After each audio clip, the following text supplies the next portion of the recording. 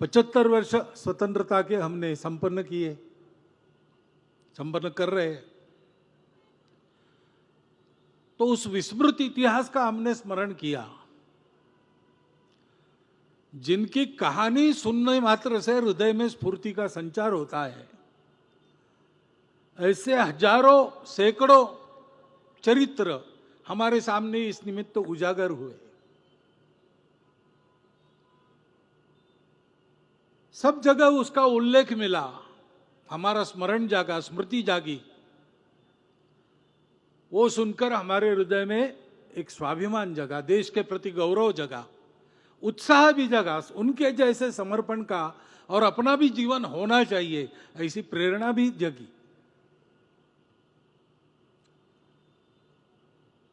और कई अपने देश के गौरव के प्रसंग भी हम आजकल देख रहे हैं। विश्व भर के आर्थिक संकट में, कोरोना के काल में, सब में सबसे अच्छा किसने किया है? तो भारतवर्ष ने किया है। किसके आगे बढ़ते हुए चरणों को, नयनों को विस्फार कर और दांतों तले उंगली दबाकर दुनिया देख रही है, वो हमारा भारतवर्ष है। हमको आनंद होता है ये सुनकर। दुनिया के वरिष्ठ G20 देशों की परिषद की अध्यक्षता भारत को मिली। हमको उसका गौरव हम अनुभव करते हैं। नए संसद भवन का उद्घाटन हो गया, उसमें और जिस प्रकार के चित्र वगैरह लगाए हुए दिखते हैं, वीडियो वायरल हो रहे हैं, तो हम देख रहे हैं कि हमारे देश को वास्तव में जिस जागृति की आवश्यकता थी, उस जागृति को लाने का प्रयास हो रहा है। तो जनसामान्य आनंदित होता है। स्वामी जी ने जैसे कहा, जिसको जो देखना है वो वही देखता है, लेकिन हमारा सामान्य जन क्या देखता है?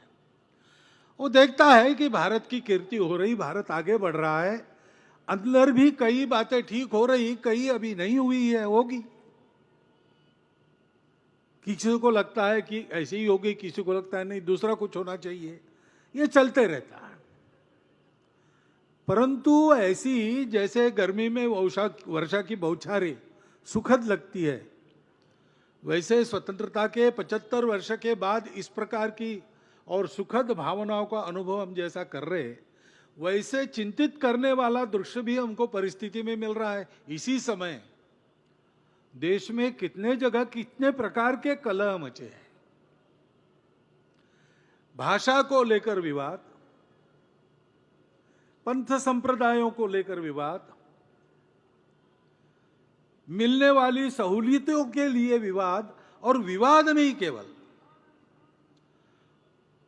तो इस हद तक उसका बढ़ना कि हम आपस में ही हिंसा करने लगे।